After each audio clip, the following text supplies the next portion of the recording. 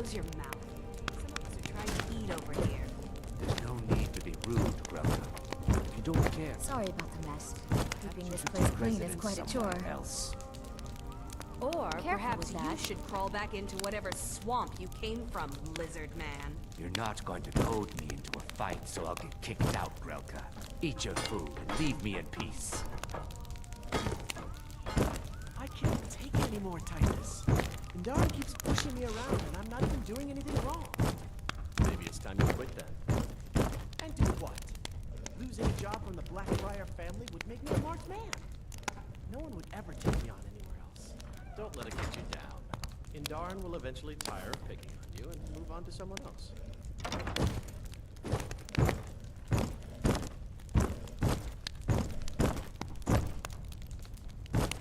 Nerevar, Fifi came out with an own a hole. I need your credit card. Quick, Nerevar. Rent yet? Or does she have more excuses? She said I don't understand. She still has her job at the meadery for now, so she'll be able to pay us.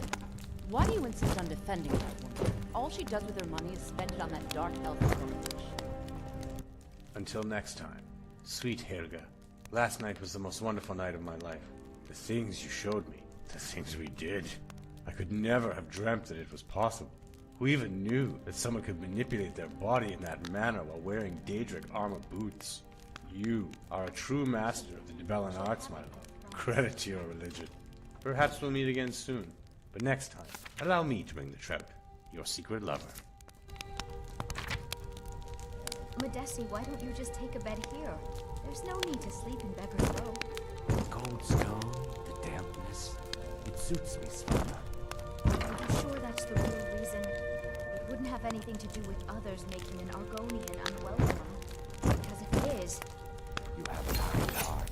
Much too kind for Riften. Don't worry about me. I'll be just fine.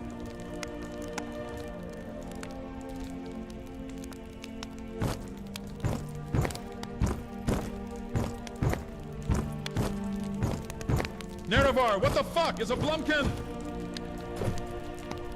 Put that down. Please, don't take the statue. It's the only thing of value I have left. Not Lady Dibella. I get the message. Here, take your gold. I hope you choke on it.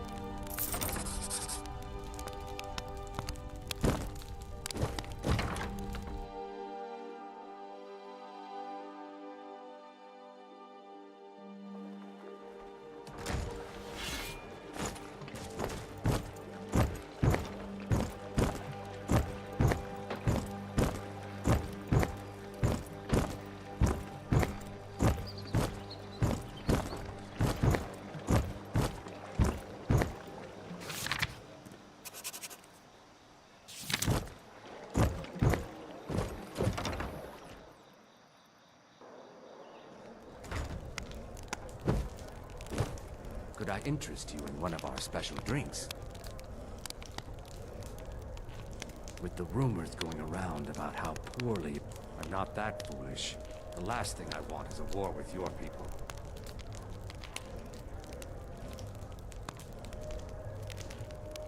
Look, I'm only telling you this because I care for her. Don't mistake this as acceptance for what you do. Kirava has some family at a farm just inside of Morrowind. If you mention you know about it, she might just listen to you. Just please don't harm anyone. I couldn't bear the thought. If you'll excuse me, I have other things to attend to. So what's your theory on Argonian breasts? Do they produce milk? Are they full of history sap? Or do they only exist to trick the races of man into copulation? You ever read any of Crassius Curio's work? He might know the answer.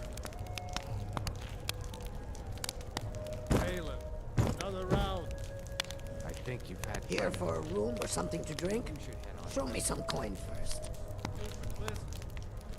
Look, everything was all just a misunderstanding. I didn't mean to tell Brynjolf to go jump off the pier. You tell him I'm sorry, yes? Take this. Every single coin I owe is there. I swear it.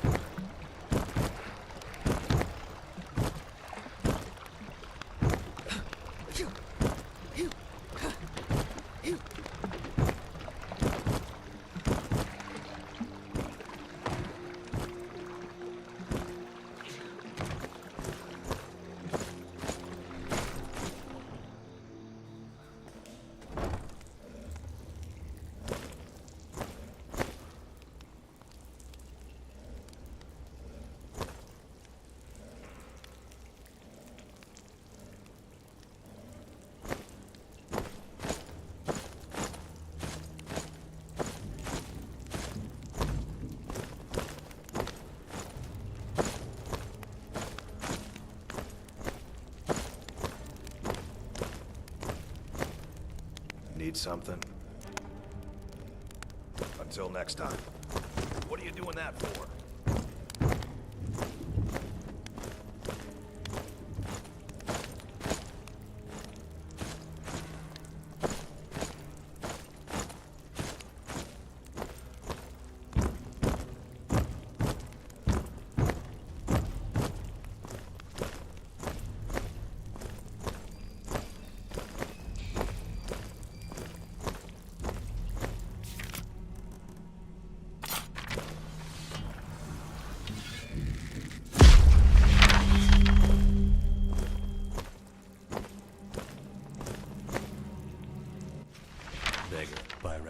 The first chapter in the adventures of Eslaf Errol. It should be noted that though these books may appear to be an historical account, they are completely fictional, as indicated by the names of the major characters, each of which, when spelled backwards, gives a pretty clear indication to this fact. Eslaf Errol is false lore, La Paracopa apocryphal, Itluaf faulty, Inope phony, Leernu unreal, Suibud dubious, Lysifitra artificial, Druzba absurd, Ilekilnu unlikely. Even the author's name is never spelled backwards. Eslaf Errol was the last of the litter of 5 born to the queen of the prosperous Nordic kingdom of Erlgard, La Pyracopa, and her husband, the king of Erlgard, Itluaf. During pregnancy, the queen had been more than twice as wide as she was tall, and the act of delivery took 3 months and 6 days after it had begun. It is perhaps understandable that the La Pyracopa elected, upon expelling Eslaf, to frown, say, "Good riddance," and die. Like many Nords, Itluaf did not care very much for his wife and less for his children. His subjects were puzzled, therefore, when he announced that he would follow the ancient tradition of his people of Atmora of following his beloved spouse to the grave. They had not thought they were particularly in love, nor were they aware that such a tradition existed. Still, the simple people were grateful, for the little royal drama alleviated their boredom, which was and is a common problem in the more obscure parts of northern Skyrim, particularly in wintertide. He gathered his household staff and his 5 fat, bawling little heirs in front of him and divided his estate. To his son Inope he gave his title. To his son Leernu he gave his land. To his son Suibud he gave his fortune. To his daughter Lysifitra he gave his army. Itluaf's advisors had suggested keeping the inheritance together for the good of the kingdom, but Itluaf did not particularly care for his advisors, or the kingdom for that matter. Upon making his announcement, he drew his dagger across his throat. One of the nurses, who was rather shy, finally decided to speak as the king's life ebbed away. "Your Highness, you forgot your 5th child, little Eslaf." Good Itluaf groaned. It is somewhat hard to concentrate with blood gushing from one's throat after all. The king tried in vain to think of something to bequeath, but there was nothing left. Finally he sputtered, irritably, Eslaf should have taken something then, and died. That a babe but a few days old was expected to demand his rightful inheritance was arguably unfair. But so Eslaf Errol was given his birthright with his father's dying breath. He would have nothing but what he had taken. Since no one else would have him, the shy nurse, whose name was Druzba, took the baby home. It was a decrepit little shack, and over the years that followed, it became more and more decrepit. Unable to find work, Druzba sold all of her furnishings to buy food for little Eslaf. And by the time he was old enough to walk and talk, she had sold the walls and the roof as well, so they had nothing but a floor to call home. And if you've ever been to Skyrim, you can appreciate that that is scarcely sufficient. Druzba did not tell Eslaf the story of his birth, or that his brothers and sister were leading quite nice lives with their inheritances, for, as we have said, she was rather shy and found it difficult to broach the subject. She was so painfully shy, in fact, that whenever he asked any questions about where he came from, Druzba would run away. That was more or less her answer to everything, to flee. In order to communicate with her at all, Eslaf learned how to run almost as soon as he could walk. He couldn't keep up with his adopted mother at first, but in time, he learned to go toe-heel if he anticipated a short but fast sprint, and heel-toe if it seemed Druzba was headed for a long-distance marathon flight. He never did get all the answers he needed from her, but Eslaf did learn how to run. The kingdom of Erlgard had, in the years that Eslaf was growing, become quite a grim place. King Inope did not have a treasury, for Suibud had been given that. He did not have any property for income, for Leernu had been given that. He did not have an army to protect the people, for Lysifitra had been given that. Furthermore, as he was but a child, all decisions in the kingdom went through Inope's rather corrupt council. It had become a bureaucratic, exploitative land of high taxes, rampant crime, and regular incursions from neighboring kingdoms. Not a particularly unusual situation for a kingdom of Tamriel, but an unpleasant one nonetheless. The time finally came when the tax collector arrived to Druzhba's hovel, such as it was, to collect the only thing he could, the floor. Rather than protest, the poor shy maid ran away, and Eslav never saw her again. Without a home or a mother, Eslav did not know what to do. He had grown accustomed to the cold open air in Druzhba's shack, but he was hungry. "May I have a piece of meat?" he asked the butcher down the street. "I'm very hungry." The man had known the boy for years, often spoke to his wife about how sorry he felt for him, growing up in a home with no ceilings or walls. He smiled at Eslav and said, "Go away, or I'll hit you." Eslav hurriedly left the butcher and went to a nearby tavern.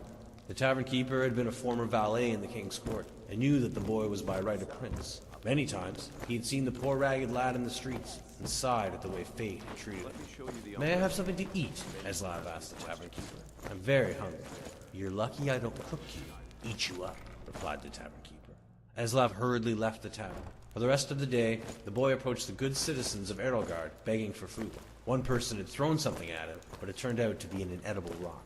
As night fell, a raggedy man came up to Eslav and, without saying a word, handed him a piece of fruit and a piece of dried meat. The lad took it, wide-eyed, and as he devoured it, he thanked the man very sweetly. "If I see you begging on the streets tomorrow," the man growled, "I'll kill you myself. There are only so many beggars we of the guild allow in any one town, and you make it one too many. You're ruining business." It was a good thing Eslav Errol knew how to run. He ran all night. Eslav Errol's story is continued in the book Thief.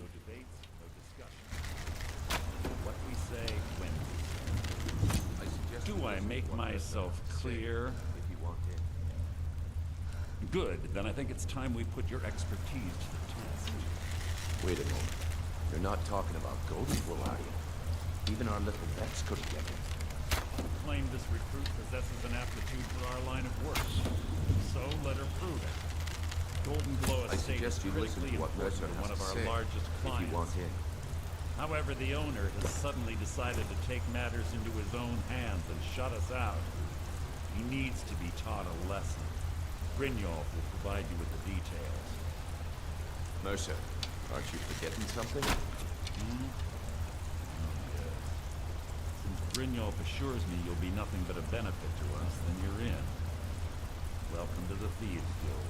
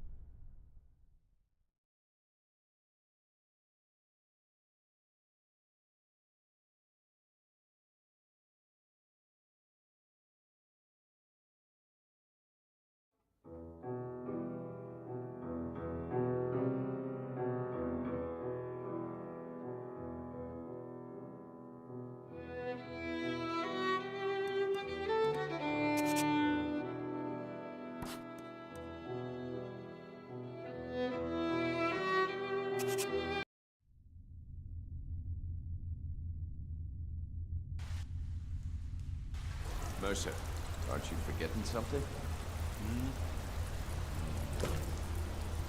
Brynjolf assures me you'll be nothing I but a suggest you benefit listen to to us what when Mercer you're has in. to say, if you want to. Welcome to the Thieves Guild. Welcome to the family, lass.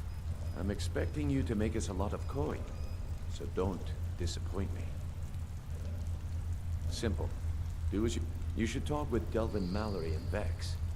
Oh, and talk to Tanelia and the Flagon. She'll...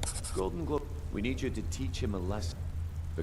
That important client Mercer mentioned would be furious if you did. Aye. The last thing we want... Maven... The guild has a lot riding on this. Don't make me look foolish by mucking it up. Nothing happens in Riften without Maven's consent. You watch yourself on that island. Those mercenaries don't take prisoners.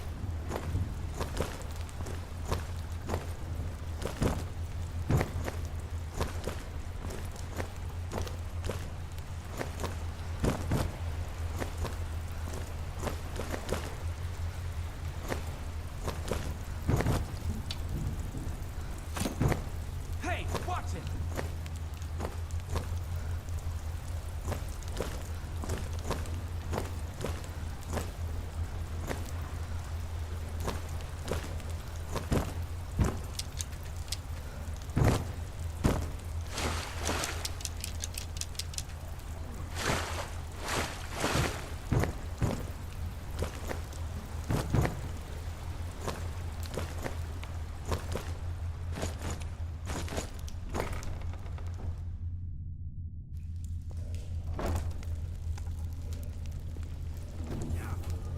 Thank you for your custom. Now get out of my way.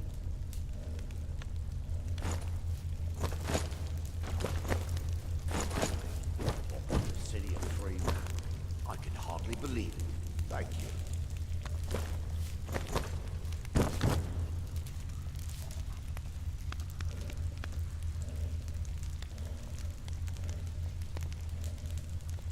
Dirge, did you take out the trash like I asked? Yeah, threw it in the lake like you said. Tell me you looked through the trash before you did that. Take it easy, Feckle. How long we known each other? Yeah, I checked it. All the stuff is in the safe. So, you're Brynjolf's new protege, eh? Don't look like much to me. You need to tell your boys to play nice, Delvin. Almost threw 2 of them into the well last night. They ain't poor boys. The way I look to them. You know what I mean. Tell your boss that rough is rough. But when someone pulls a dagger, fun time is over. Pass it along. Huh. I suppose I can work with your face. After all, the sculptor cannot always choose the finest clay. I assumed you were... So, are you here as a client? Shall I Indeed. It is no small thing. Yes, I give special rates to members of the Thieves Guild. Indeed. It is no small thing to submit yourself to the flesh I've heard sculptor's rumors will. about you. All right. Yes, I can remake your face, if that's what you desire. Yes, I heard. I think all of Skyrim knows by now. So, maybe you can help me. Look, it's my family. I just can't stand it. I guess I could return to Morrowind, but... Well, I've been in Skyrim my whole life. Why would I want to leave?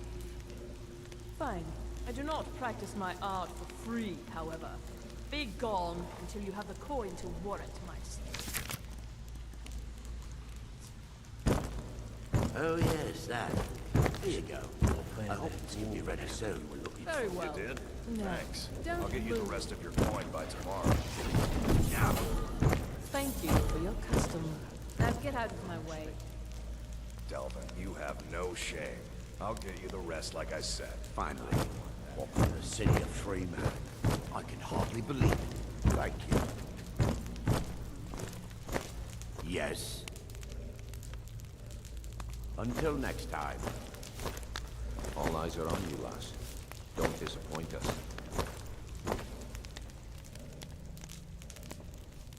You watch yourself on that island.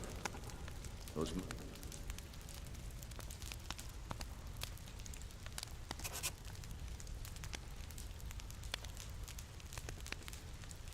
Mercenaries don't take prisoners.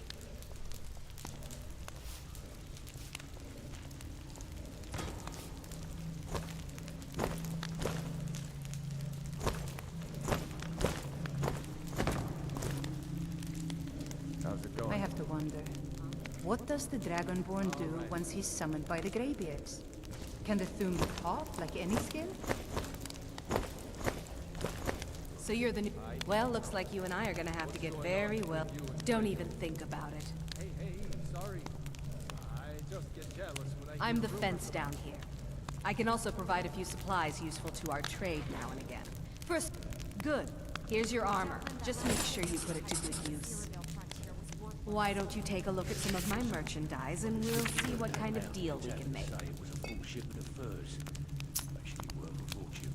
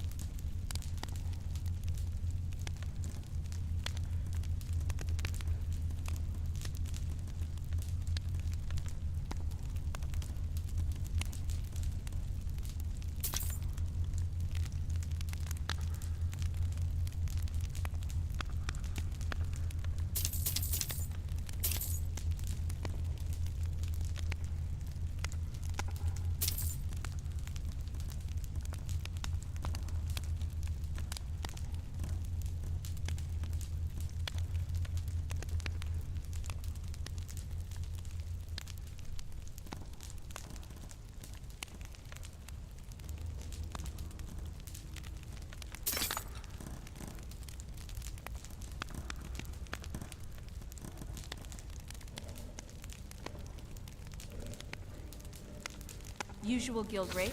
Let's take a look at them.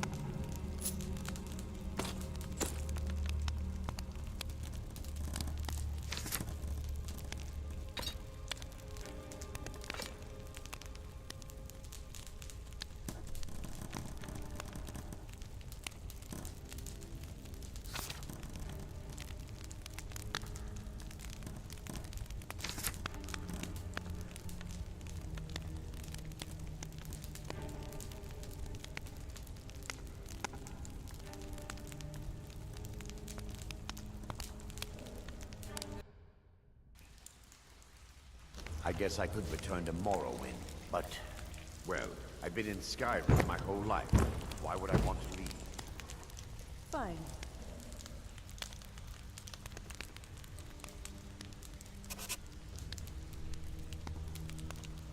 Not How are you feeling? free. Oh, you don't have to worry Be about gone me. until you have the All right then. Oh yes, that. Here you go. I hope this will be ready soon. Very well. No, don't move. Thank you for your custom. Now get out of my way.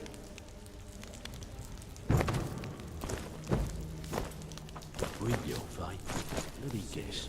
He just packed you up the street, dropped you into the thick of things without telling you So which you're way the new he's up. recruit, huh? Well, looks like you and I are gonna have to get... I'm the I can also provide a few supplies useful to our trade now. Good. Here's your armor. Just make sure...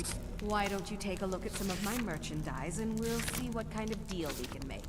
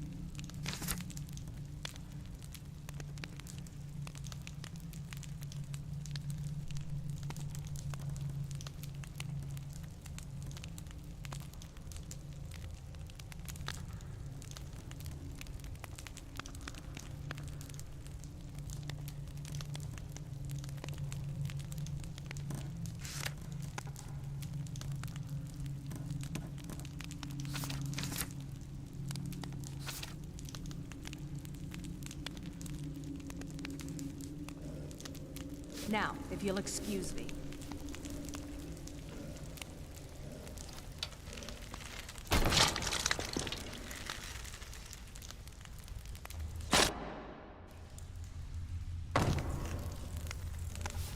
Welcome to the cozy little family. Why don't you take a look at some of my merchandise and we'll see what kind of deal we can make.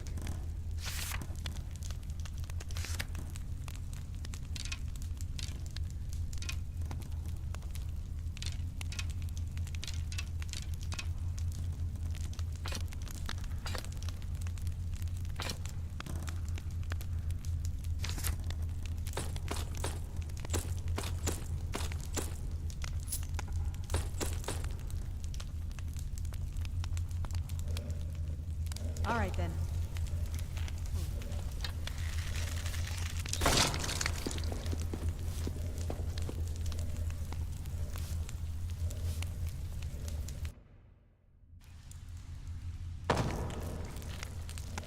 If you're looking for extra work, talk to Vex or Delvin. They'll fix you up. I give special rates to members of the Thieves Guild. Show me what you've got. Until next time.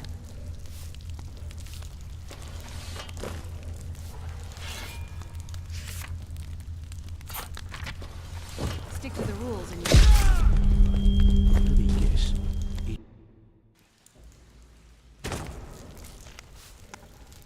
If you're looking for extra work, talk to... I've got coin and I've got merchandise. Let's see what we can do.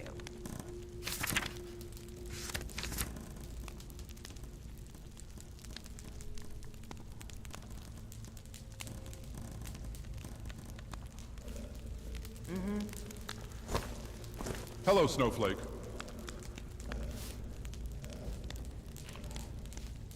You are giving it to me, right? Like, it's for me, isn't it?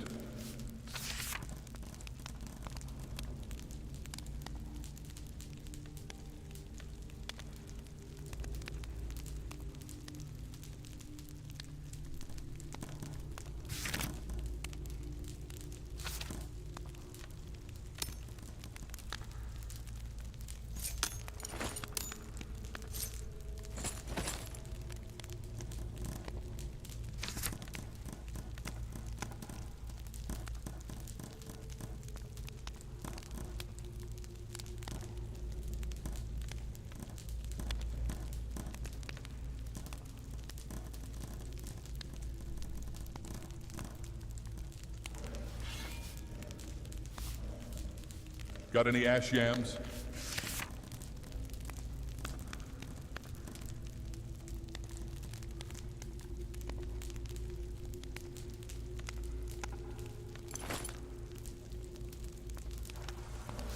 Yeah, okay, whatever. I need you to do me a favor. Sure, son. You know I'm good for it. There's a new guard nosing around. Can you do something about it?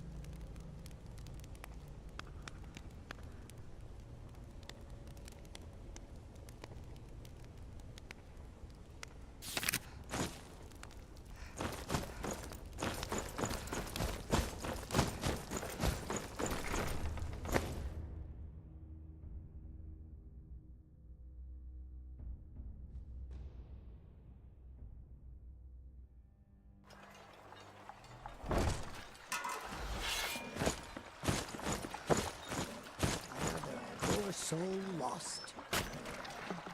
Buy some armor to tell about it. Buying some fine jewelry here.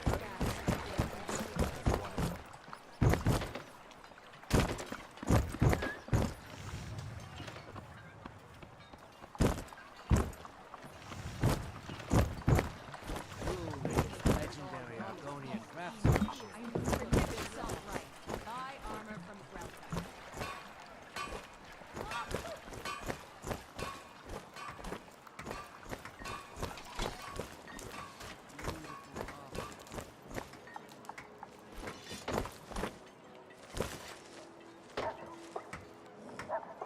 Good to see you. Hello there. Nerevar, can we stop by the market and grab a mason jar? I want to try something with this statue of Debella I found. Ouch!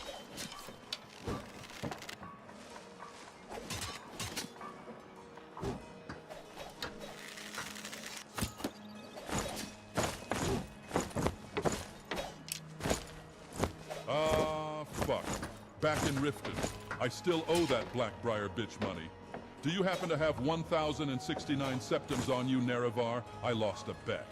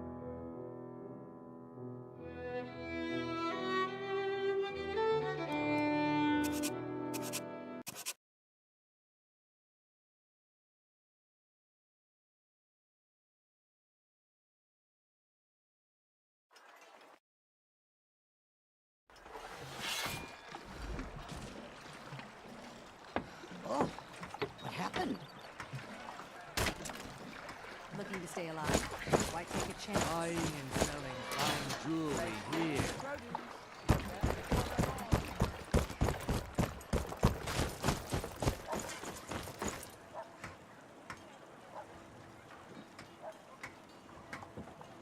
Greetings.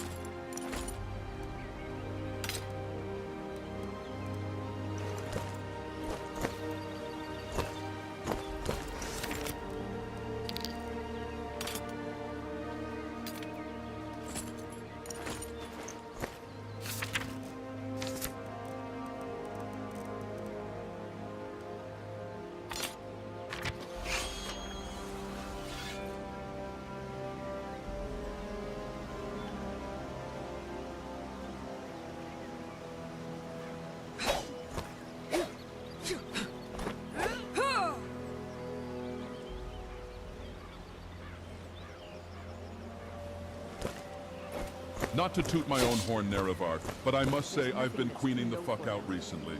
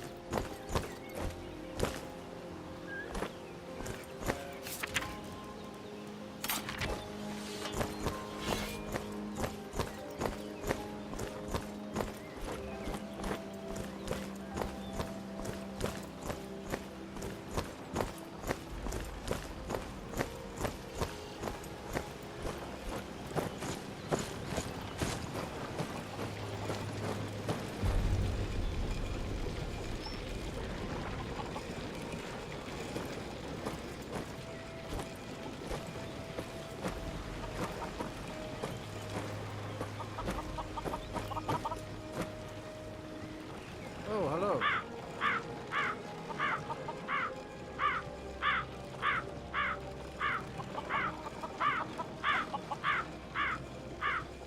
Wolf has been quite generous to let me take care of it. Snow sharks are very trusting to let me run this place without their supervision. Of course. I'm not so sure the few guards they decide how far. We'll have to do it. Besides, if it came to blows, I'm sure the snow sharks will come out here and assist us. I suppose so. Just fear they won't make it out here in time. Just worry about keeping the fields clean, and let the Jarl worry about the road.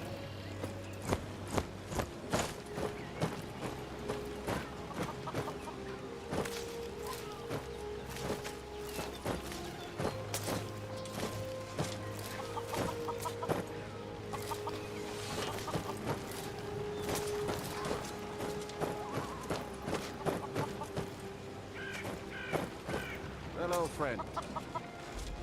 Honest pay for honest work. Honest pay for honest work. Honest pay for honest work.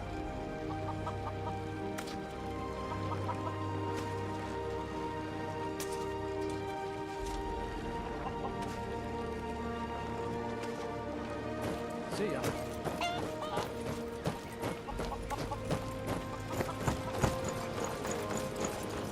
Mind yourself.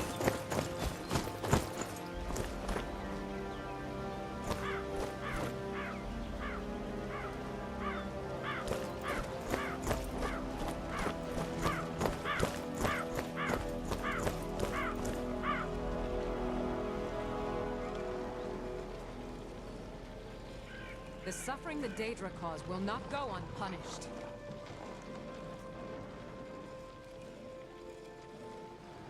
Walk always in the light. Stendar be with you. Get away from me. Careful there.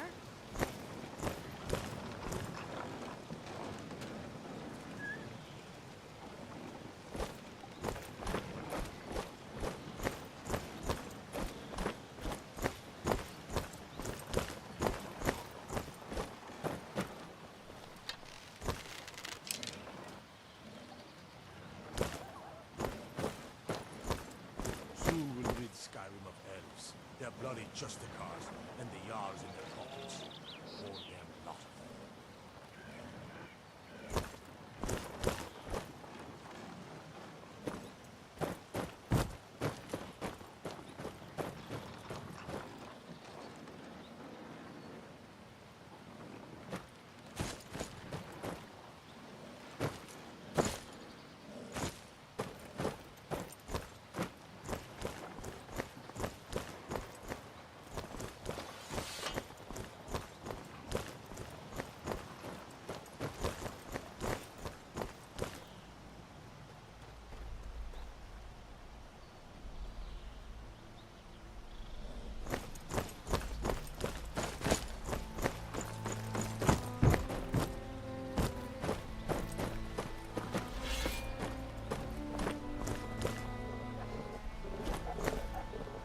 The immortal heartache, the clitoral chimer, the hung dunmer, the cherry popping, the panty dropping, the heart throb is coming for your cheeks now.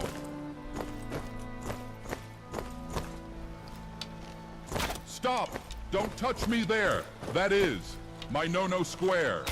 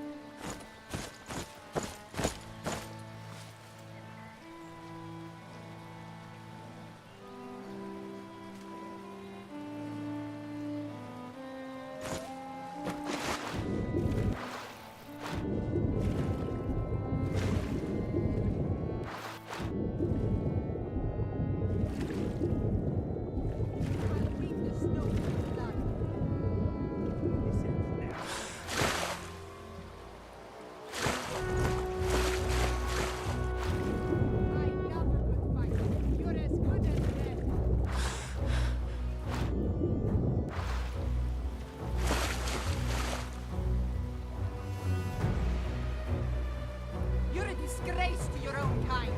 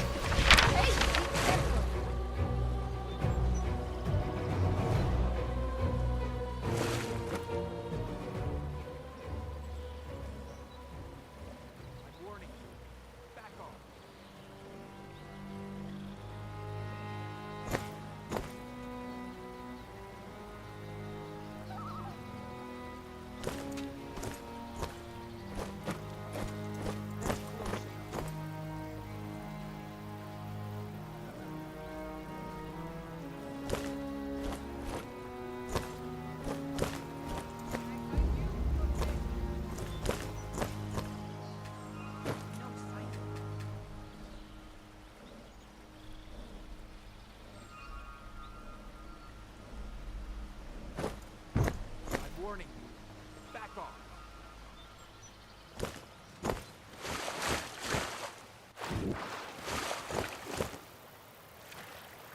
I'm warning you. Nerevar, Back off. do you think I could gather enough of your vaginal discharge to construct myself a crematronac?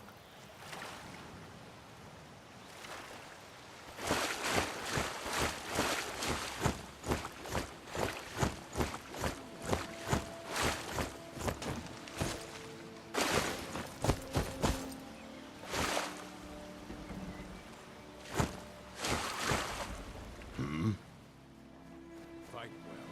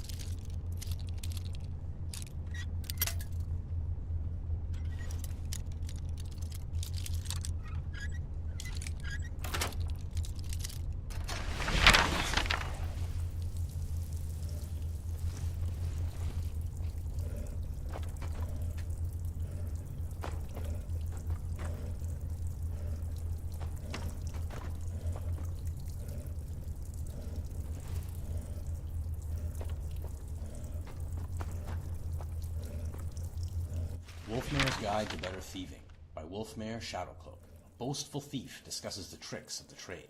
So, you want to make it as a cut price. You want to live the life of a criminal, always one step ahead of everyone and pockets brimming with septums. Maybe it appeals to you to try and earn a living by robbing some wealthy merchants or extorting your local shopkeepers. Let me give you a bit of advice. Don't bother. For every skilled thief I've met in my day, I've seen 20 who thought they had what it took but ended up rotting in jail. But if you're like me, you don't listen to advice. You do whatever you want and you never let anyone tell you otherwise. To oblivion with the risks. All that matters is the coin. Sound familiar? If it does, then this book might just teach you the difference between acting like a petty thief and a master criminal. I know what you're thinking. Who's this Wolfmare? Who does he think he is, telling me how to be a better thief? What makes him an expert?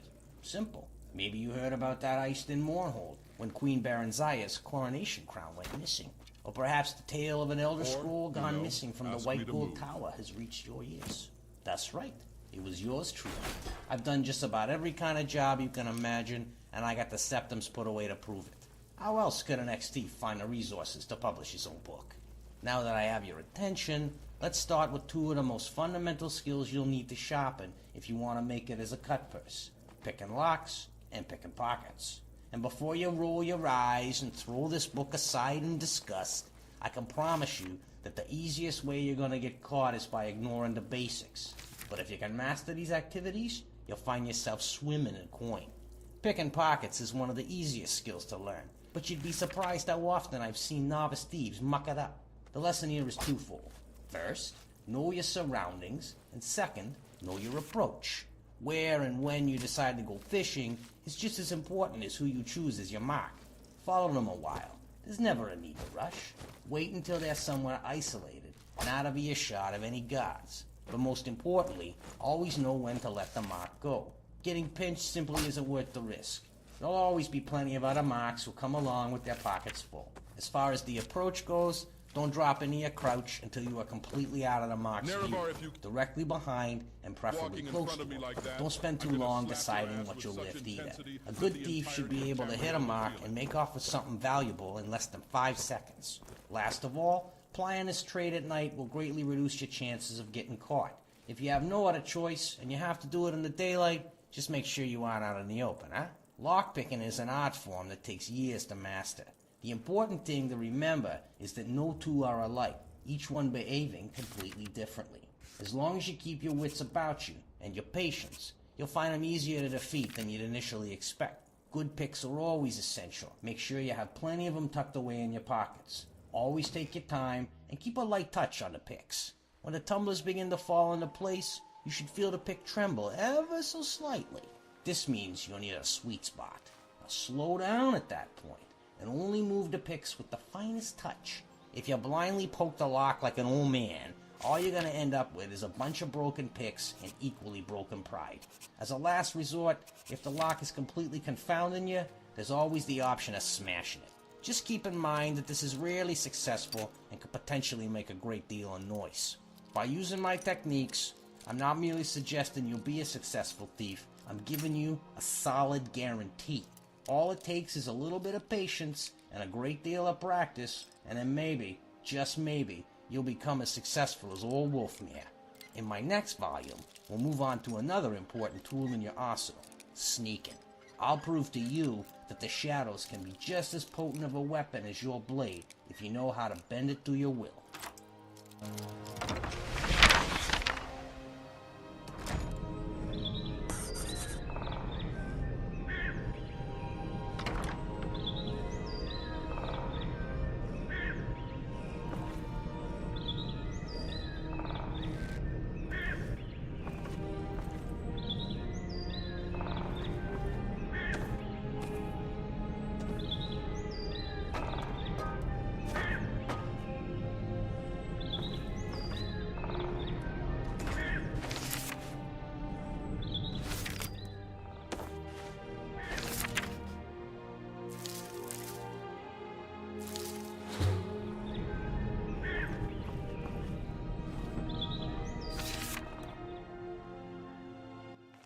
The Wolf Queen, Volume 3, by Wagi and Yarth, Life of Queen Potema, Book 3.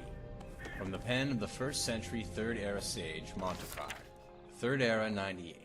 The Emperor Pelagius Septim II died a few weeks before the end of the year, on the 15th of Evening Star, during the festival of North Wind's Prayer, which was considered a bad omen for the Empire. He had ruled over a difficult 17 years. In order to fill the bankrupt treasury, Pelagius had dismissed the Elder Council, forcing them to buy back their positions. Several good but poor councillors had been lost. Many say the Emperor had died as a result of being poisoned by a vengeful former council member. His children came to attend his funeral and the coronation of the next emperor. His youngest son, Prince Magnus, 19 years of age, arrived from Almalexia, where he had been a counselor to the royal court. 21-year-old Prince Sephiros arrived from Ghislaine with his Redguard bride, Queen Bianchi. Prince Antiochus, at 43 years of age, the eldest child and heir presumptive, had been with his father in the imperial city. The last to appear was his only daughter, Potema, the so-called Wolf Queen of Solitude. 30 years old and radiantly beautiful, she arrived with a magnificent entourage, accompanied by her husband, the elderly King Mantiarco, and their year-old son, Uriel. All expected Antiochus to assume the throne of the Empire, but no one knew what to expect from the Wolf Queen. 3rd Era 99. Lord Vulcan has been bringing several men to your sister's chambers late at night, every night this week, offered the spy master. Perhaps if her husband were made aware. My sister is a devotee of the conqueror gods Remen and Taos, not the love goddess Debella. She is plotting with those men, not having orgies with them. I'd wager I've slept with more men than she has, laughed Antiochus, and then grew serious. She's behind the delay of the council offering me the crown. I know it. 6 weeks now?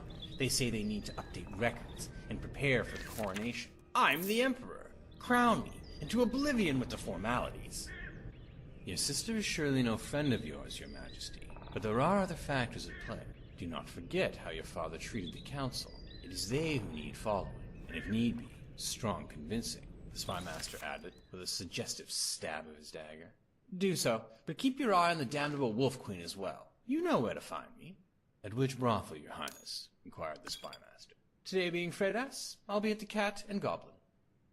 The spy master noted in his report that night that Queen Potema had no visitors, for she was dining across the imperial garden at the Blue Palace with her mother, the Dowager Empress Quintilla.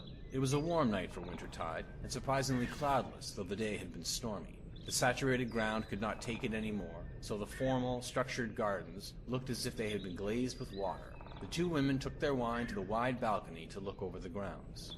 I believe you're trying to sabotage your half-brother's coronation, said Quintilla, not looking at her daughter. Potema saw how the years had not so much wrinkled her mother as faded her, like the sun on a stone. It's not true, said Potema. But would it bother you very much if it were true? Antiochus is not my son. He was 11 years old when I married your father, and we've never been close. I think that being heir presumptive has stunted his growth. He is old enough to have a family with grown children, and yet he spends all his time in debauchery and fornication. He will not make a very good emperor. Quintilla sighed, and then turned to Potema. But it is bad for the family for seeds of discontent to be sown. It is easy to divide up into factions, but very difficult to unite again. I fear for the future of the empire. Those sound like the words, "Are you, by any chance, dying, mother?" I've read the omens, said Quintilla with a faint, ironic smile. Don't forget, I was a renowned sorceress in Camlor. I will be dead in a few months' time, and then, not a year later, your husband will die. I only regret that I will not live to see your child Uriel assume the throne of Solitude. Have you seen whether... Potema stopped, not wanting to reveal too many of her plans, even to a dying woman. Whether he will be emperor? I know the answer to that too, darling. Don't fear. You'll live to see the answer, one way or the other. I have a gift for him when he is of age. The Dowager Empress removed a necklace with a single great yellow gem from around her neck. It's a soul gem, infused with the spirit of a great werewolf your father and I defeated in battle 36 years ago. I've enchanted it with spells from the School of Illusion, so its wearer may charm whoever he chooses. An important skill for a king. And an emperor, said Potema, taking the necklace. Thank you, mother. An hour later, passing the black branches of the sculpted dowad shrubs, Potema noticed a dark figure, which vanished into the shadows under the eaves at her approach. She had noticed people following her before. It was one of the hazards of life in the imperial court. But this man was too close to her chambers. She slipped the necklace around her neck. Come out where I can see you, she commanded. The man emerged from the shadows, A dark little fellow of middle age, dressed in black-dyed goatskin. His eyes were fixed, frozen under her spell. Who do you work for? Prince Antiochus is my master, he said in a dead voice. I am his spy. A plan formed. Is the prince in his study? No, milady. And you have access? Yes, milady. Potema smiled widely. She had him. Lead the way. The next morning, the storm reappeared in all its fury. The pelting on the walls and ceiling was agony to Antiochus, who was discovering that he no longer had his youthful immunity to a late night of hard drinking. He shoved hard against the Argonian wench sharing his bed. Make yourself useful and close the window, he moaned. No sooner had the window been bolted than there was a knock at the door. It was the spy master. He smiled at the prince and handed him a sheet of paper. What is this? Said Antiochus, squinting his eyes. I must still be drunk. It looks like Orcish. I think you will find it useful, Your Majesty. Your sister is here to see you. Antiochus considered getting dressed or sending his bedmate out, but thought better of it. Show her in. Let her be scandalized. If Potema was scandalized, she did not show it. Swathed in orange and silver silk, she entered the room with a triumphant smile, followed by the man-mountain Lord Vulcan. Dear brother, I spoke to my mother last night, and she advised me very wisely. She said I should not bow...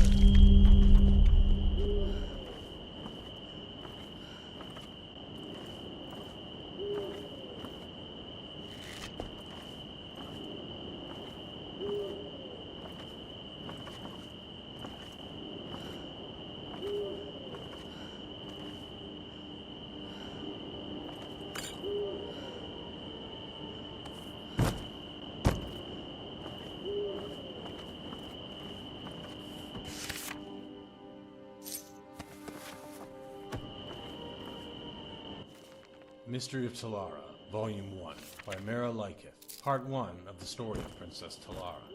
The year was 3rd Era 405. The occasion was the millennial celebration of the founding of the Breton Kingdom of Camelot. Every grand boulevard and narrow alley was strung with gold and purple banners, some plain, some marked with the heraldic symbols of the royal family, or the various principalities and dukedoms which were vassals of the king. Musicians played in the plazas great and small, and on every street corner was a new exotic entertainer. Redguard snake charmers, Khajiit acrobats, magicians of genuine power, and those whose flamboyant skill was equally impressive, if largely illusion. The sight that drew most of the male citizens of Camlorn was the March of Beauty. 1,000 comely young women, brightly and provocatively dressed, danced their way down the long, wide main street of the city, from the Temple of Sethiet to the royal palace. The menfolk jostled one another and craned their necks, picking their favorites. It was no secret that they were all prostitutes, and after the march and the flower festival that evening, they would be available for more intimate business. Gyna attracted much of the attention with her tall, curvaceous figure barely covered by strips of silk and her curls of flaxen hair specked with flower petals. In her late 20s, she wasn't the youngest of the prostitutes, but she was certainly one of the most desirable. It was clear by her demeanor that she was used to the lascivious glances, though she was far from jaded at the sight of the city in splendor. Compared to the squalid quarter of Daggerfall where she made her home, Camlorn at the height of celebration seemed so unreal. And yet, what was even stranger was how, at the same time, familiar it all looked, though she had never been there before. The king's daughter, Lady Gilia, rode out of the palace gates and immediately cursed her misfortune. She had completely forgotten about the March of Beauty. The streets were snarled and at a standstill. It would take hours to wait for the march to pass, and she had promised her old nurse Ramke a visit in her house south of the city. Gilia thought for a moment, picturing in her mind the arrangement of streets in the city, and devised a shortcut to avoid the main street and the march. For a few minutes she felt very clever as she wound her way through tight, curving side streets, but presently she came upon temporary structures, tents, and theaters set up for the celebration, and had to improvise a new path. In no time at all, she was lost in the city where she had lived all but 5 years of her life. Peering down an alley, she saw the main avenue crowded with the March of Beauty. Hoping that it was the tail end, and desirous not to be lost again, Lady Gilia guided her horse toward the festival. She did not see the snake charmer in the mouth of the alley, and when his pet hissed and spread its hood, her charge reared up in fear. The women in the parade gasped and surged back at the sight, but Lady Gilia quickly calmed her stallion down. She looked abashed at the spectacle she had caused. "My apologies, ladies," she said with a mock salute. "It's all right, madam," said a blonde in silk. "We'll be out of your way in a moment." Gilia stared as the march passed her. Looking at that whore had been like looking in a mirror. The same age and height and hair and eyes and figure, almost exactly. The woman looked back at her, and it seemed as if she was thinking the same thing. And so Gyna was. The old witches who sometimes came into Daggerfall had sometimes spoke of doppelgangers, spirits that assumed the guise of their victims and portended certain death. Yet the experience did not frighten her. It seemed only one more strangely familiar aspect of the alien city. Before the march had danced its way into the palace gates, she had all but forgotten the encounter. The prostitutes crushed into the courtyard as the king himself came to the balcony to greet them. At his side was his chief bodyguard, a battle mage by the look of him. As for the king himself, he was a handsome man of middle age, rather unremarkable, but Gyna was awed at the sight of him. A dream, perhaps. Yes, that was it. She could see him as she had dreamt of him, high above her as he was now, bending now to kiss her. Not a one of lust as she had experienced before, but one of small fondness, a dutiful kiss. "Dear ladies, you have filled the streets of the great capital of Camlorn with your beauty," cried the king, forcing a silence on the giggling, murmuring assembly. He smiled proudly. His eyes met Gyna's and he stopped, shaken. For an eternity, they stayed locked together before His Highness recovered and continued his speech. Afterwards, while the women were all en route back to their tents to change into their costumes for the evening, one of the older prostitutes approached Gyna. "Did you see how the king looked at you? If you're smart, you'll be the new royal mistress before this celebration ends." "I've seen looks of hunger before, and that wasn't one of them," laughed Gyna.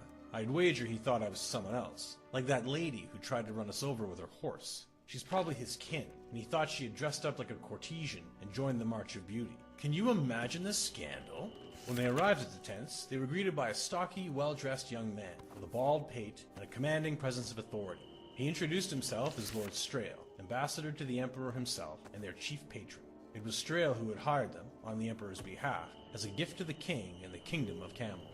The March of Beauty is but a precursor to the flower festival tonight, he said. Unlike the king, he did not have to yell to be heard. His voice was loud and precise in its natural modulations. I expect each of you to perform well and justify the significant expense I've suffered bringing you all the way up here. Now hurry, you must be dressed and in position on Cavalstier Rock before the sun goes down. The ambassador needn't have worried. The women were all professionals, experts at getting dressed and undressed, with none of the time-consuming measures less promiscuous females required. His manservant Norbuth offered his assistance, but found he had little to do. Their costumes were simplicity itself, soft, narrow sheets with a hole for their heads. Not even a belt was required, so the gowns were open at the sides, exposing the frame of their skin. So it was long before the sun had set that the prostitutes turned dancers were at Cavalstier Rock. It was a great, wide promontory facing the sea, and for the occasion of the Festival of Flowers, a large circle of unlit torches and covered baskets had been arranged. As early as they were, a crowd of spectators had already arrived. The women gathered in the center of the circle and waited until it was time. Gaina watched the crowd as it grew, and was not surprised when she saw the lady from the march approaching, hand in hand with a very old, very short, white-haired woman. The old woman was distracted, pointing out islands out at sea. The blonde lady seemed nervous, unsure of what to say. Gaina was used to dealing with uneasy clients, and spoke first. "Good to see you again, madam. I am Gaina of Daggerfall. I'm glad you bear me no ill will because of the horse. The lady laughed, somewhat relieved. I am Lady Gilia Reyes, daughter of the king. I always thought that daughters of kings were called princess, smiled Gaina. In Camlorn, only when they are heirs to the throne. I have a younger brother from my father's new wife whom he favors, Gilia replied.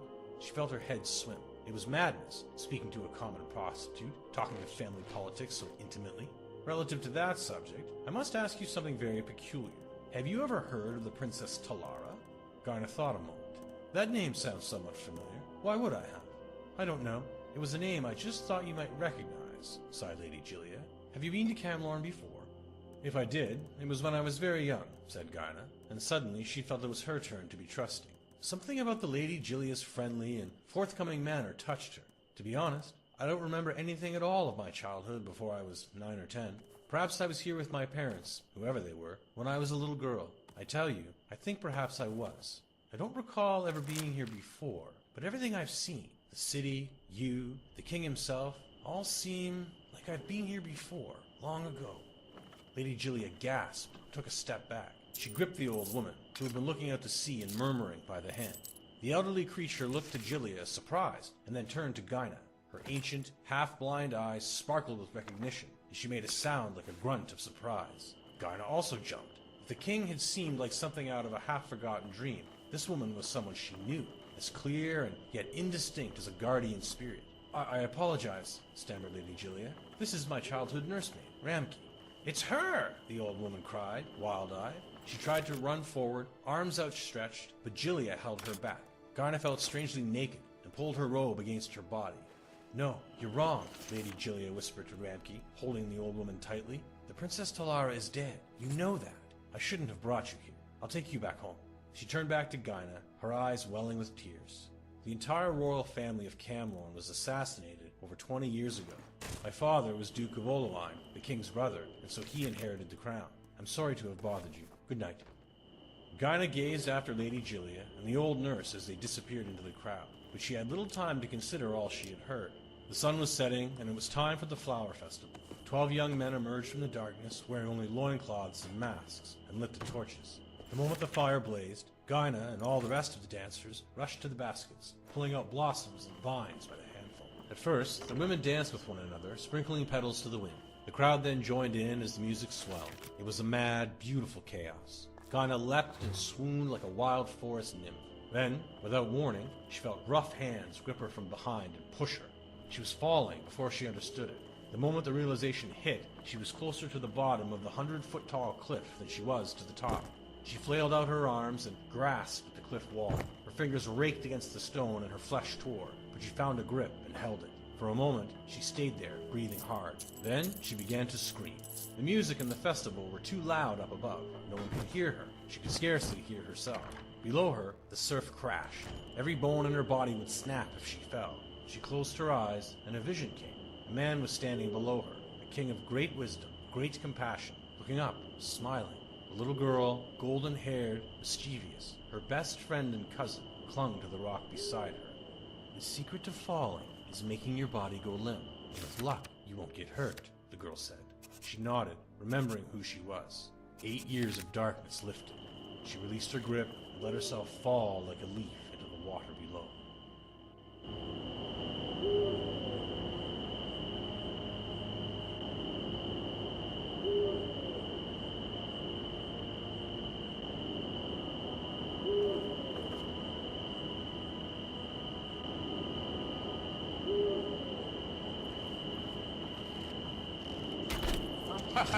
Never should have come here.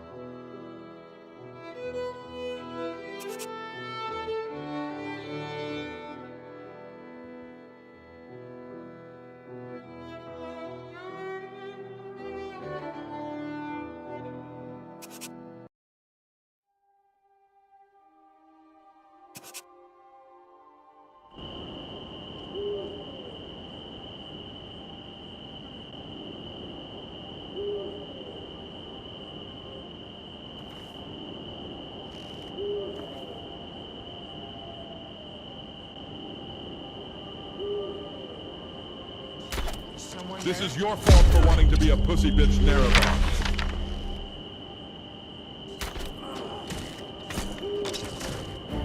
So much for sneaking around.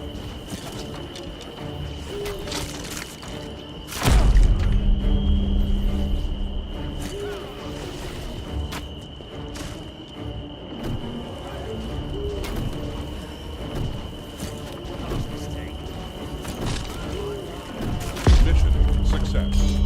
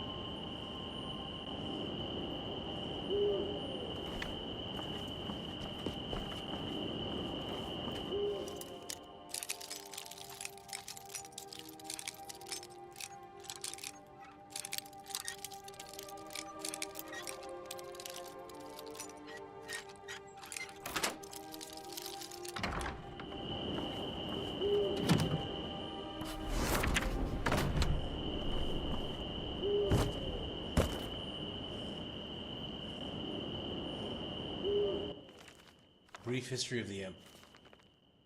Brief History of the Empire. Brief History of the Empire by Stronic Carthage III, Imperial Historian. A description of events in the history of the Empire. Part 4. The first book of this series described, in brief, the first 8 emperors of the Septim Dynasty, beginning with Tiber I. The second volume described the War of the Red Diamond and the 6 emperors who followed. The third volume described the troubles of the next 3 emperors, the frustrated Uriel IV, the ineffectual Sephiroth II, and the heroic Uriel V. On Uriel V's death across the sea in distant, hostile Akavir, Uriel VI was but 5 years old. In fact, Uriel VI was born only shortly before his father left for Akavir. Uriel V's only other progeny, by a morganatic alliance, were the twins, Morahatha and Aloysia, who had been born a month after Uriel V left. Uriel VI was crowned in the 290th year of the Third Era. The imperial consort Thonica, as the boy's mother, was given a restricted regency until Uriel VI reached his majority. The Elder Council retained the real power as they ever had since the days of Gitaria I. The Council so enjoyed its unlimited and unrestricted freedom to promulgate laws and generate profits that Uriel VI was not given full license to rule until 307, when he was already 22 years old. He had been slowly assuming positions of responsibility for years, but the Council and his mother, who enjoyed even her limited regency, were loath to hand over the reins. By the time he came to the throne, the mechanisms of government gave him little power except for that of the imperial veto. This power, however, he regularly and vigorously exercised. By 313, Uriel VI could boast with conviction that he truly did rule Tamriel. He utilized defunct spy networks and guard units to bully and coerce the difficult members of the Elder Council. His half-sister, Morahatha, was, not surprisingly, his staunchest ally, especially after her marriage to Baron Ulfe Gerson of Winterhold brought her considerable wealth and influence. As the sage Ugarid said, Uriel V conquered Ezraniot, but Uriel VI conquered the Elder Council. When Uriel VI fell off a horse and could not be resuscitated by the finest imperial healers, his beloved sister Morahatha took up the imperial tiara. At 25 years of age, she had been described by admittedly self-serving diplomats as the most beautiful creature in all of Tamriel. She was certainly well-learned, vivacious, athletic, and a well-practiced politician. She brought the Archmagister of Skyrim to Imperial City and created the second Imperial Battle Mage since the days of Tiber Septim. Morahatha finished the job her brother had begun and made the Imperial Province a true government under the Empress, and later the Emperor. Outside the Imperial Province, however, the Empire had been slowly disintegrating. Open revolutions and civil wars had raged unchallenged since the days of her grandfather Sephiroth II. Carefully coordinating her counterattacks, Morahatha slowly claimed back her rebellious vassals, always avoiding overextending herself. Though Morahatha's military campaigns were remarkably successful, her deliberate pace often frustrated the council. One councilman, an Argonian who took the Colovian name of Thorocles Romus, furious at her refusal to send troops to his troubled Black Marsh, is commonly believed to have hired the assassins who claimed her life in Third Era 339. Romus was summarily tried and executed, though he protested his innocence to the last. Morahatha had no surviving children, and Aloysia had died of a fever 4 years before. Aloysia's 25-year-old son Pelagius was thus crowned Pelagius IV. Pelagius IV continued his aunt's work, slowly bringing back under his wing the radical and refractory kingdoms, duchies, and baronies of the empire. He exercised Morahatha's poise and circumspect pace in his endeavors, but alas, he did not attain her success. The kingdoms had been free of constraint for so long that even a benign imperial presence was considered odious. Nevertheless, when Pelagius died after a notably stable and prosperous 29-year reign, Tamriel was closer to unity than it had been since the days of Uriel I. Our current emperor, His Awesome and Terrible Majesty Uriel Septim VI, son of Pelagius IV, has the diligence of his great-aunt Morahatha, the political skill of his great-uncle Uriel VI, and the military prowess of his great-granduncle Uriel V. For 21 years he reigned and brought justice and order to Tamriel. In the year 3rd Era 389, however, his imperial battle mage, Jaeger Tharn, betrayed him. Uriel VII was imprisoned in a dimension of Tharn's creation, and Tharn used his sorcery of illusion to assume the Emperor's aspect. For the next 10 years, Tharn abused imperial privilege, but did not continue Uriel VII's schedule of reconquest. It is not yet entirely known what Tharn's goals and personal accomplishments were during the 10 years he masqueraded as his legion. 3rd Era 399, an enigmatic champion defeated the battle mage in the dungeons of the Imperial Palace and freed Uriel 7 from his other dimensional jail. Since his emancipation, Uriel Septim 7 has worked diligently to renew the battles that would reunite Tamriel. Tharn's interference broke the momentum, it is true, but years since then have proven that there is hope of the golden age of Tiber Septim's rule glorifying Tamriel once again.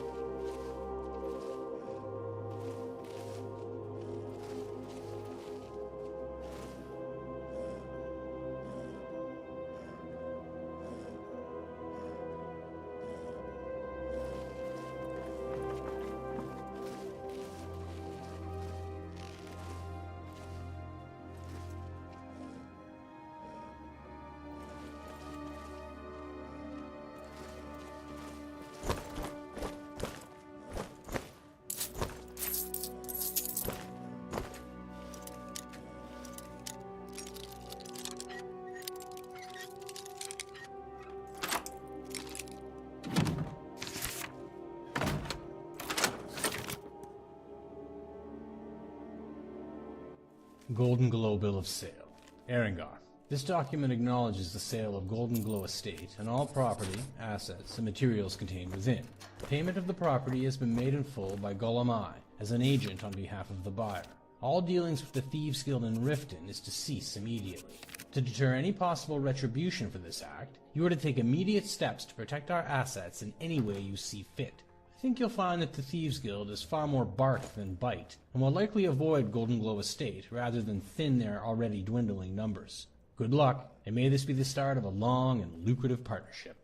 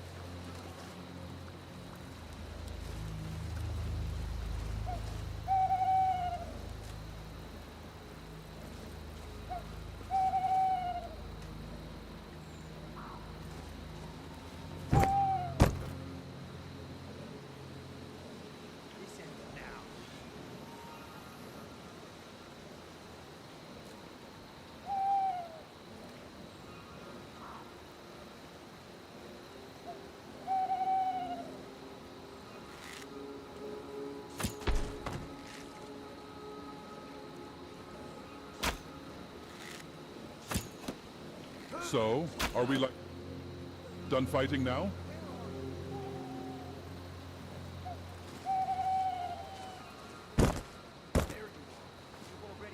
Do you think pedophiles know about midgets, Nerevar?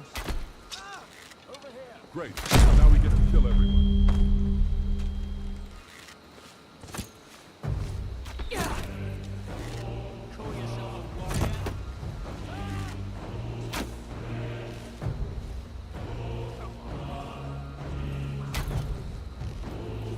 Boom. You!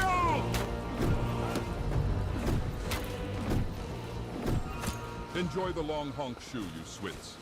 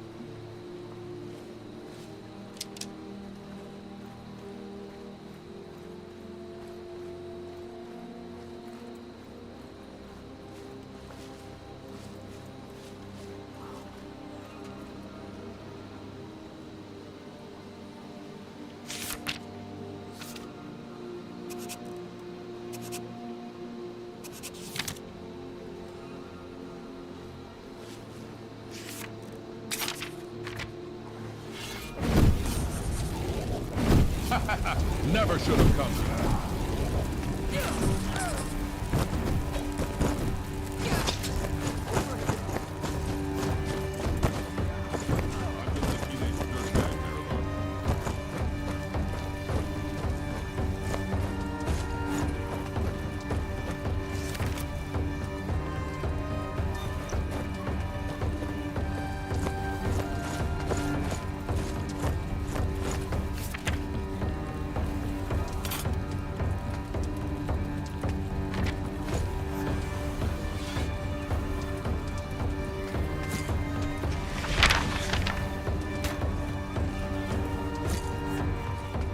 If we survive, I'm touching myself tonight.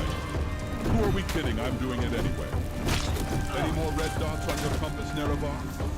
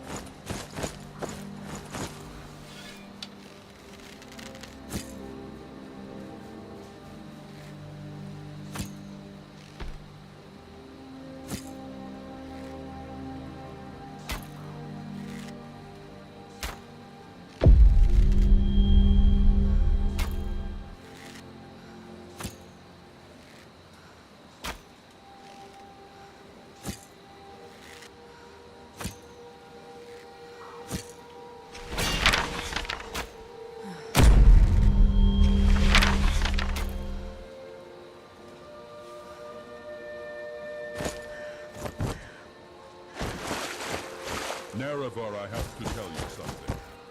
I'm pregnant.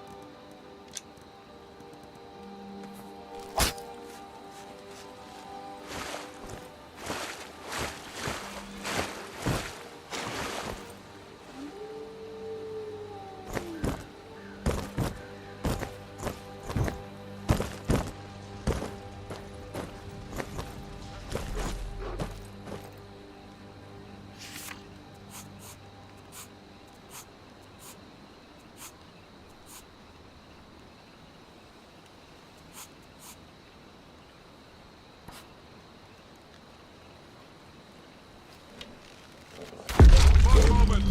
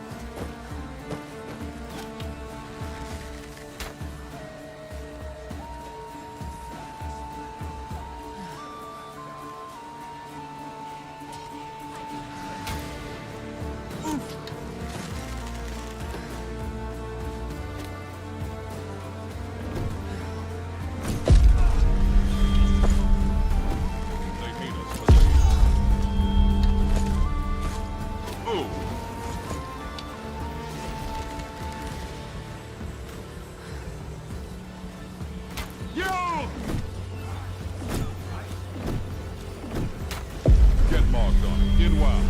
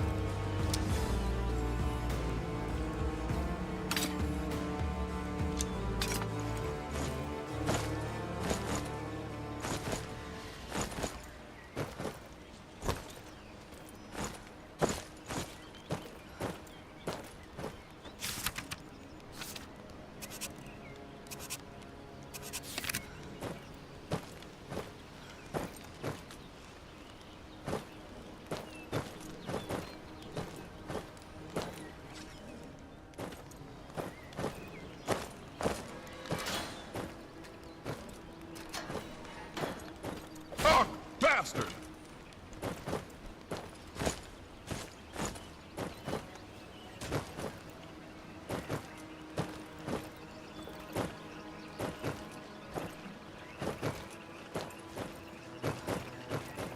I have to wonder, what does the Dragonborn do once he's been summoned by the Greybeards? Can the Thuum be taught, like any skill? Nerevar, you need to go outside and touch some grass before I loot all of your septums to fund my OnlyFans addiction. Ouchie!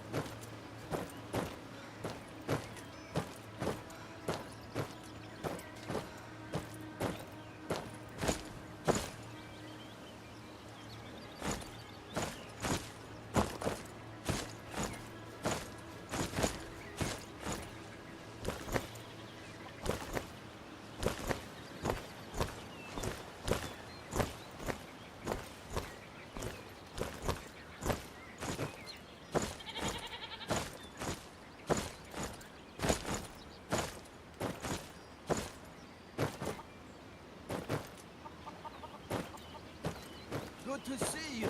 Greetings. I've been looking for you. Got something I'm supposed to deliver. Your hands only. Let's see. Looks like that's it. Got to go.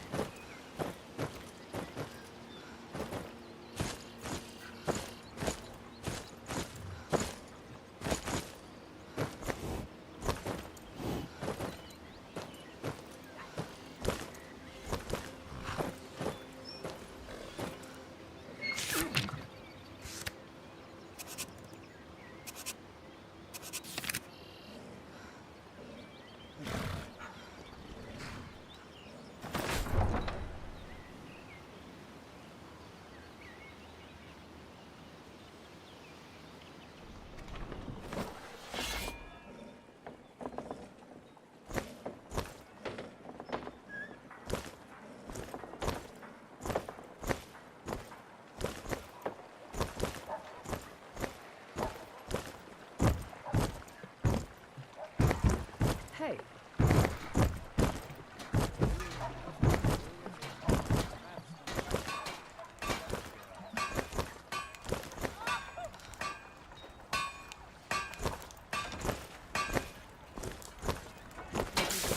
Come to see Balaam perform miracles with steel, eh? Blades, helmets, pretty much anything to suit your needs.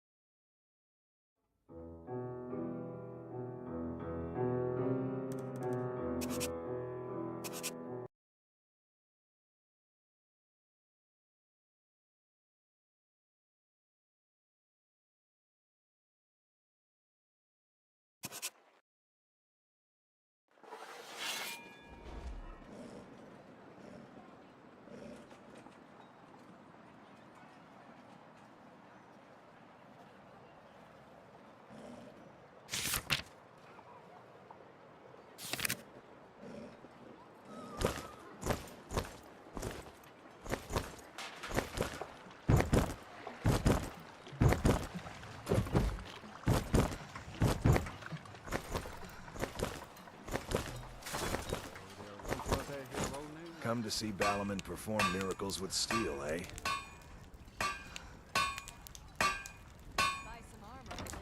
Take a look.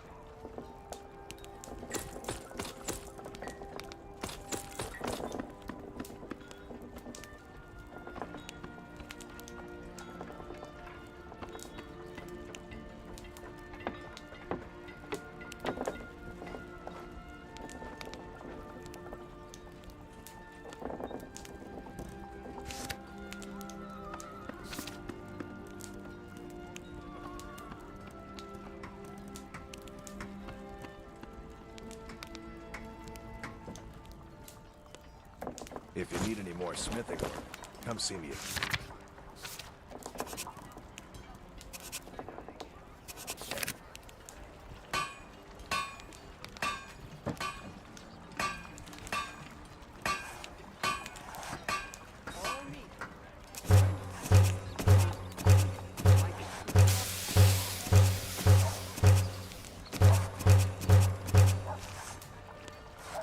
Nerevar, I got new ideas for spreading light. You see, if I spread it for everyone and warn each other. I've got a much more subtle method now.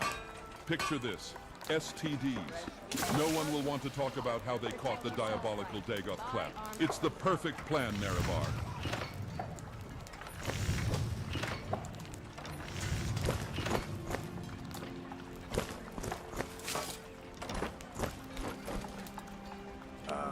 You got no clothes. You should get some. If you need any more smithing work, come see me again.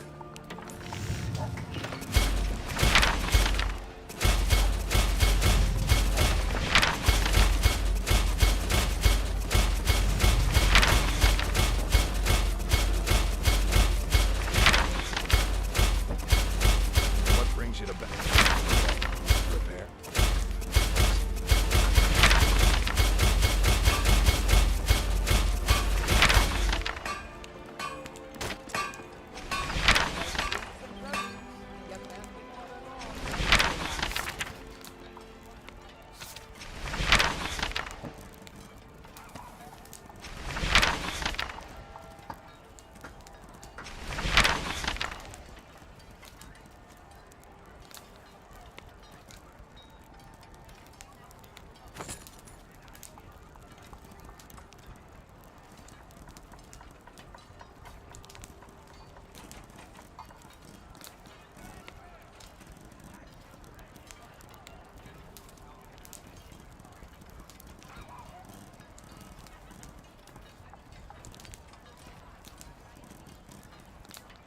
Why take a chance? Yeah?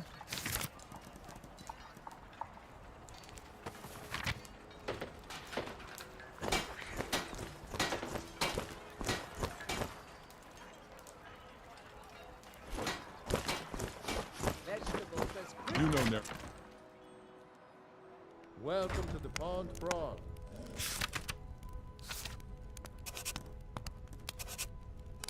Come in, take a look around. Welcome to the pond. Take a look.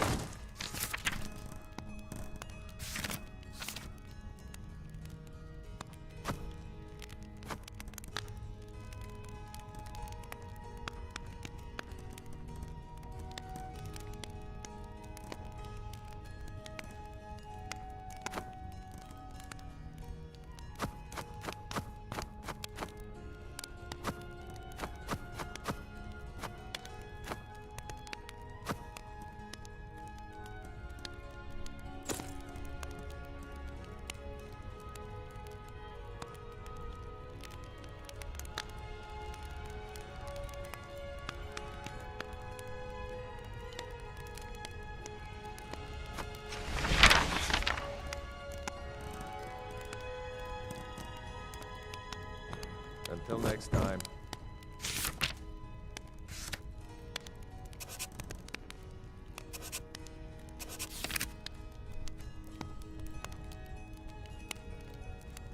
My husband Bercy will be the death of me. He spends too much time worrying about Riften and not enough about himself. All the crime and corruption in Riften is really getting to him. And now that we hear rumors about the dragons, he's been very depressed.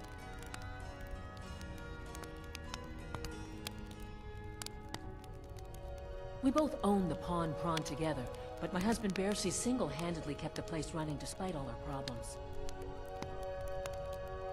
My husband Bercy will be the death. He's getting he spends too much time worrying about Rift. Bercy's afraid that someone's making a move.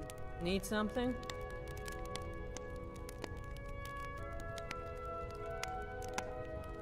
All right then.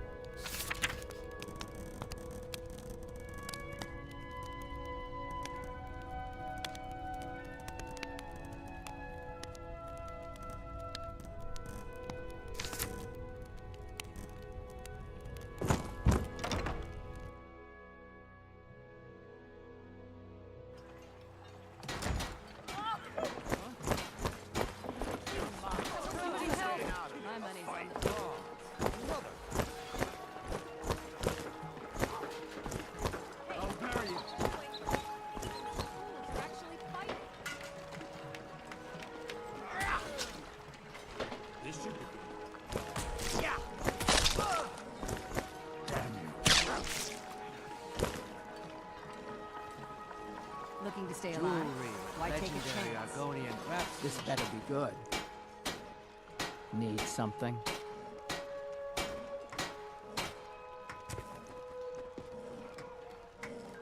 Beautiful baubles and gleaming gemstones over here. Buy some armor and live to tell about it. Come to see Balorman perform miracles with steel, eh? If you need any more smithing, come see me again.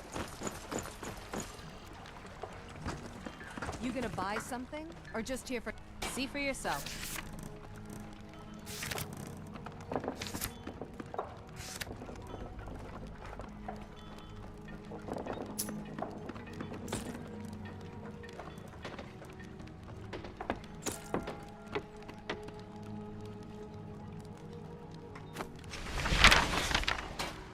Come back when you're ready to spend more gold. Jewelry with legendary Argonian craftsmanship. Thanks for the bushel of apples, Maurice. Wonderful. How do you keep you so fresh? It's a bit of a trade secret when I was living in Holland.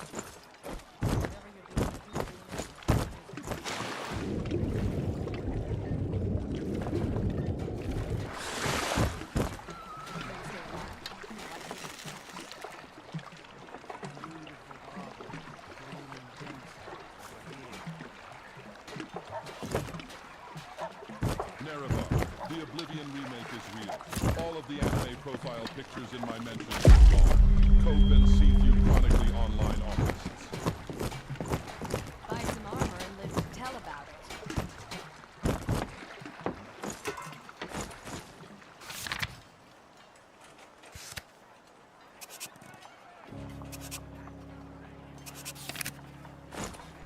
Jewel.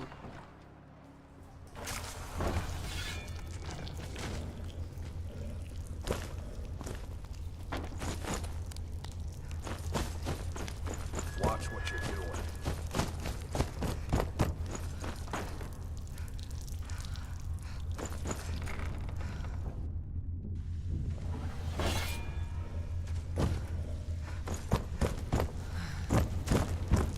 If you're looking for extra work, why don't you take a look at some of my merchandise and we'll see what kind of deal we can make.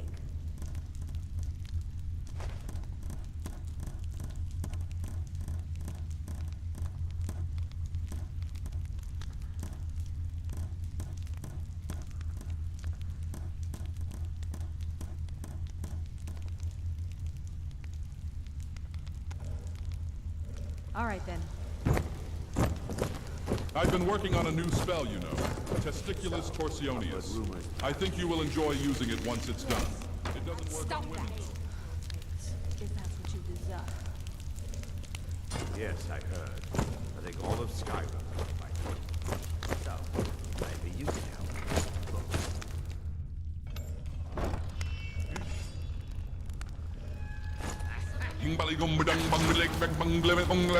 Scatman's world.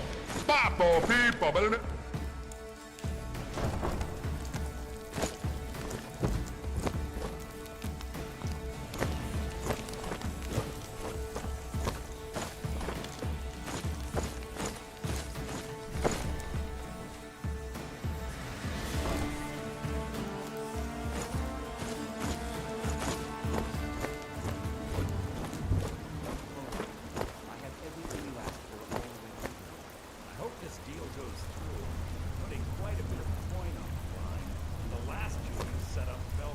Word on the street is Golden Glow's been hit.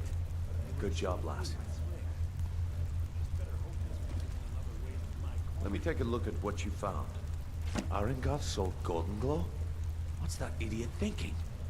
He has no idea the extent of Maven's fury when she's been cut out of a deal. But I'm certain he'll find out. If only the parchment had the buyer's name instead of this odd symbol. Any idea what that might be? Blast. Well, I'll check my sources and speak to Mercer. But for now, you're off to speak to Maven Blackbriar. She asked for you by name.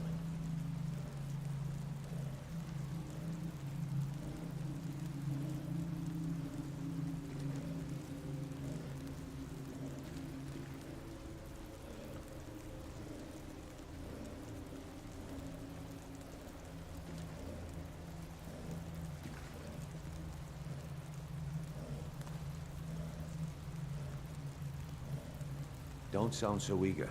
It's not a social visit. It's business.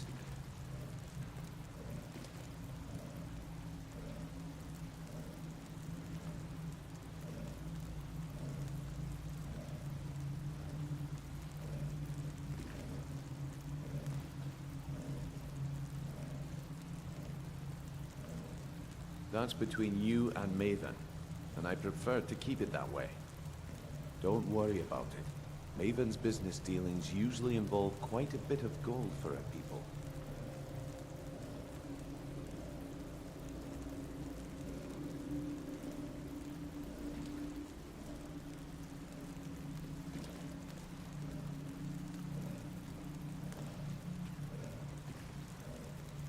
Of course, your pay. You're smart as a whiplash. Keep doing right by us, and there's plenty more where that is done.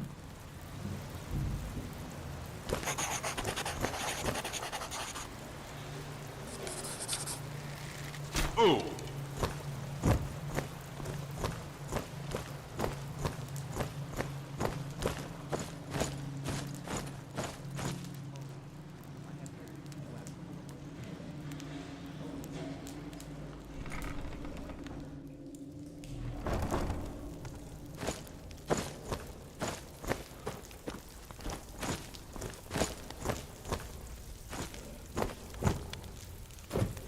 Nerevar, your asshole looks like a sweet roll.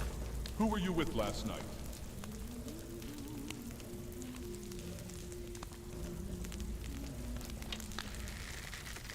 Oh, be careful. Even if you're one of us, you better not make trouble.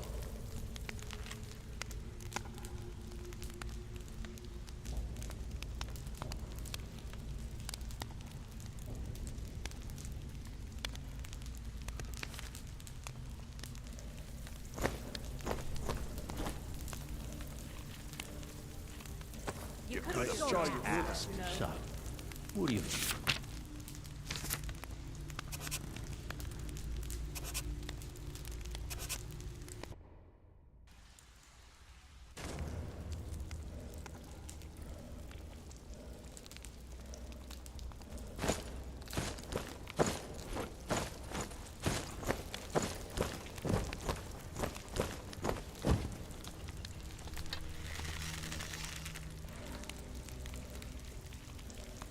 I'll have 2 ash hopper steaks, a bantam gore large, a beetle cheese poutine with extra muck. Before we begin, I want to make 2 things perfectly. Delvin, that last shipment we heisted on the Cyrodiil frontier was worthless. That's impossible. I distinctly heard that loud in the tavern say it was a full shipment of furs. They should be worth a fortune. You idiot. He said furs, not furs. It was a damn logging caravan. Oh, right, well, you won't let Mercy about this, will you?